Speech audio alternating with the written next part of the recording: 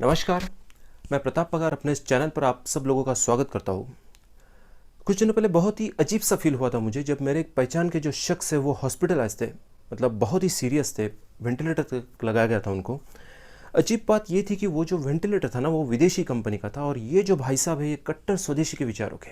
जब देखो तब स्वदेशी की बातें, इतनी सारी बातें कि उनका जो फ्रेंड सर्कल है वो भी उनके बारे में कहता रहता है कि भाई ये आदमी ना यार अंडरवेयर और बनियान भी खादी की ही पहनता होगा, क्योंकि इतनी स्वदेशी की बातें करते रहता है। बाद में अच्छी बात यह हो गई कि उनकी जान बच गई। लेकिन किसी राइटर ने अगर उस वेंटिलेटर की आत्मकथा लिखी होती ना तो उसमें यही लिखा जाता कि भाई मैं एक विदेशी कंपनी का वेंटिलेटर हूँ, जो भी लोग मेरे को गालियाँ देते हैं, मेरी बुराइयाँ करते हैं, उन्हीं की जान बचानी पड़ती है, क्या मजबूरी है मेरी। और इन भाई साहब को भी थोड़ा ठीक नहीं लगा होगा जब विदेशी कंपनी के वेंटिलेटर इनको लगाया गया था।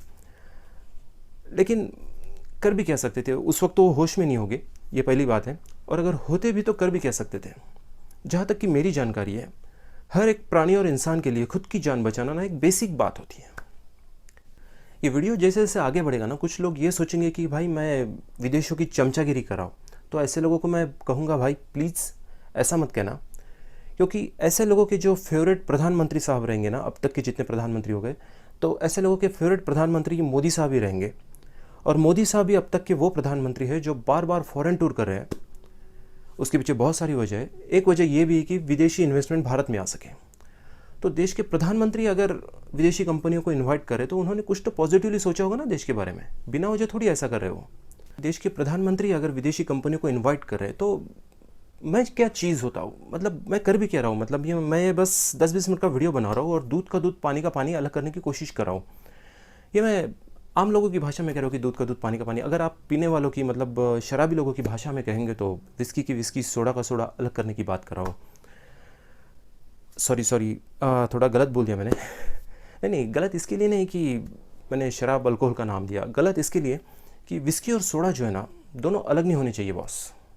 दोनों कैसे एक दूसरे के लिए बने, मेड फॉर ईच अदर। कुछ लोगों की चॉइस सोडा की जगह पे कोल्ड ड्रिंक भी होती है। कोल्ड ड्रिंक के ऊपर मैं थोड़ी देर में ही बात करूँगा। अभी बहुत पेस्टिसाइड मिक्स होने लगे आजकल। वैसे एक बात क्लियर करना चाहता हूँ, मुझको कोई पीने की आदत वगैरह नहीं है भाई। तो मेरे जैसे लोग मतलब कर भी क्या सकते हैं यार, दोस्तों को कंपनी देने के लिए बाहर में बैठ गए और चकना खाकर खुश होने वाले लोग यार हम। पीने वाले डीलिंग आप में नहीं है बॉस, बिल्कुल नहीं। स्वदेशी की बात करना गलत बिल्कुल नहीं है, बल्कि मैं तो कहता हूँ कि एकदम नेचुरल बात है। मतलब दुनिया का ऐसा कौन सा देश होगा, कौन से देश का कौन सा नागरिक होगा जो ये चाहेगा कि उसके देश में नई नई फैक्ट्रीज ना लगे, नए नए बिजनेस ना आए। ऐसा कोई होगा ही नहीं। वही तो कह रहा हूँ कि एकदम नेचुरल बात है। लेकिन जिस तरह से अपने देश के अंदर में स्वदेशी की बात रखी जा रही है ना, मुझको वो एकदम इनमेच्योरिटी दिख रही है उसमें। बचपना जिसको कहते हैं कि भाई जो भी भारत की बातें हैं वो सारी महान है, ग्रेट है, और फॉरेन की, विदेशों की सारी बातें बुरी है, मतलब बहुत ही घटिया है। इतना और नहीं करना चाहिए यार किसी बात को। कुछ बातें उनकी अच्छी होती है, कुछ बातें हमारी अच्छी है। विदेशों के नाम से रो रो कर हमको साबित क्या करना है। स्वदेशी का बेस जिसके ऊपर डिपेंड है ना, वो इनोवेशन, रिसर्च वगैरह वगैरह जो बातें हैं, उसके ऊपर स्वदेशी के लोग बोलना ही नहीं चाहते। आज टेस्ट ट्यूब बेबी से लेकर यूट्यूब तक सारी बातें, सारे रिसर्च फॉरेन में हो रहे हैं। बाद में हम उनसे इंस्पायर होकर भारत में वो चीज़ें ला रहे हैं। साबुन, detergent powder, soap, toothpaste, Ayurvedic चूर्ण, ये सारी बातें भारत के अंदर बनाने को भारत स्वाभिमान का नाम दिया जा रहा है।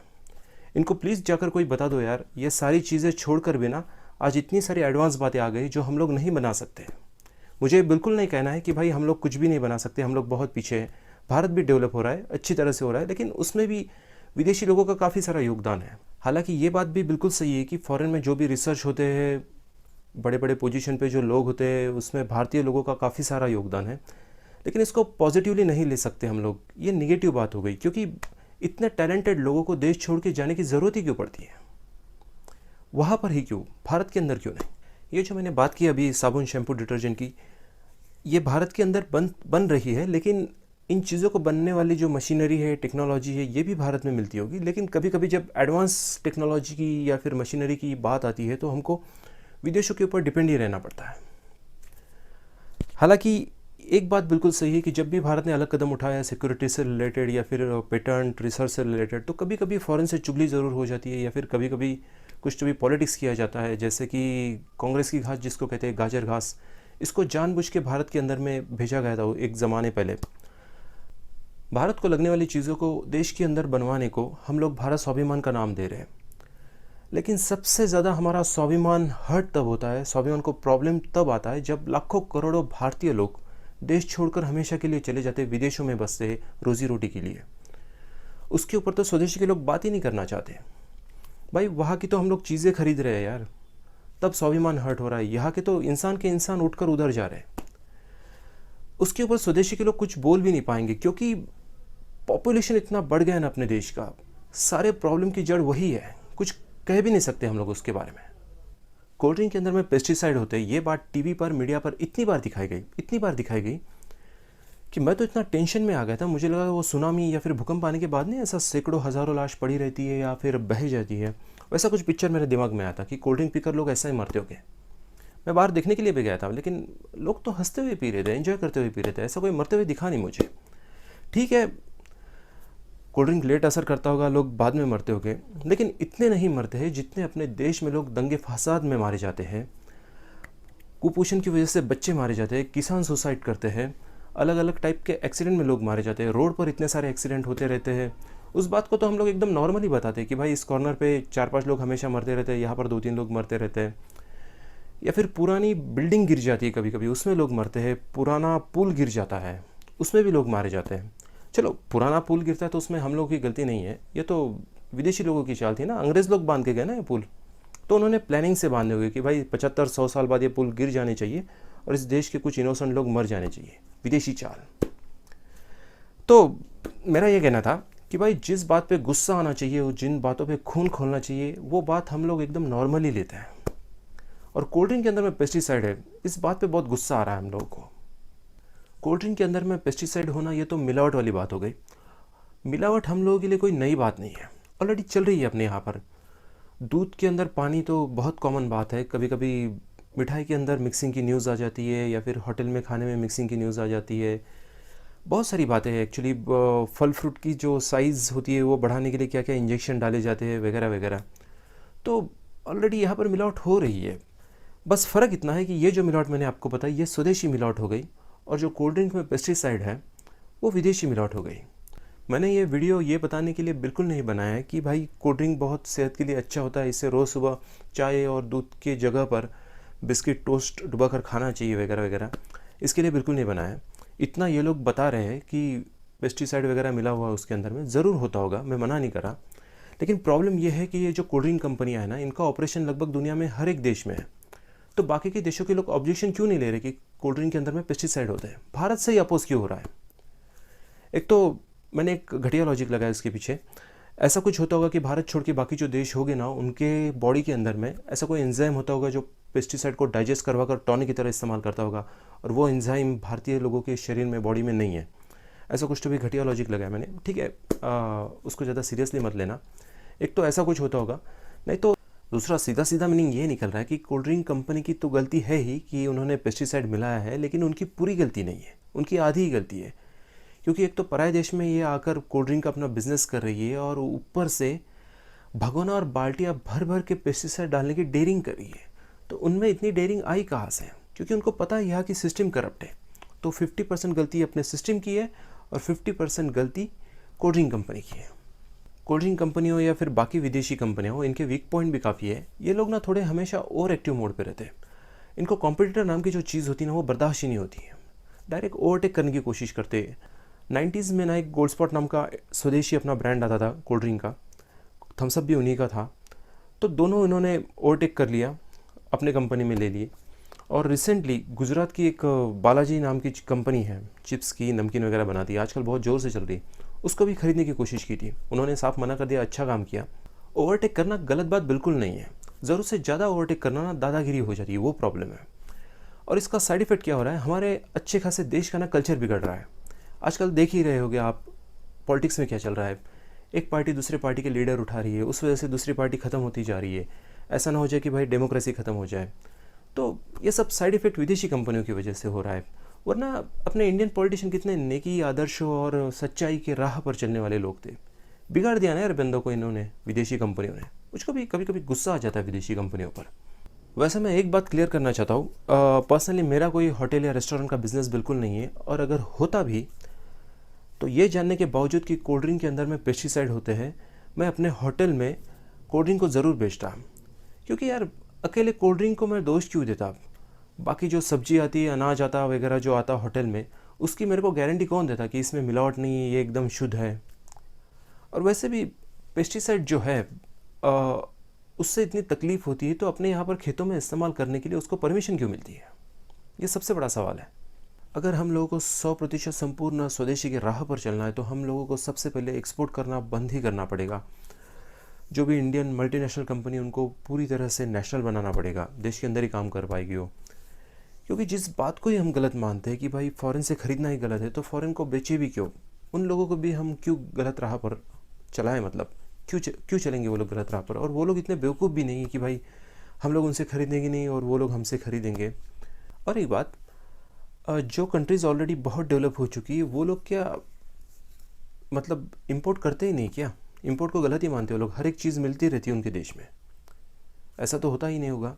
वैसे ये बताना ज़रूरी नहीं है कि हर एक देश की डेवलपमेंट के लिए एक्सपोर्ट होना बहुत ज़रूरी होता है इंपोर्ट के मुकाबले, हर कोई जानता है।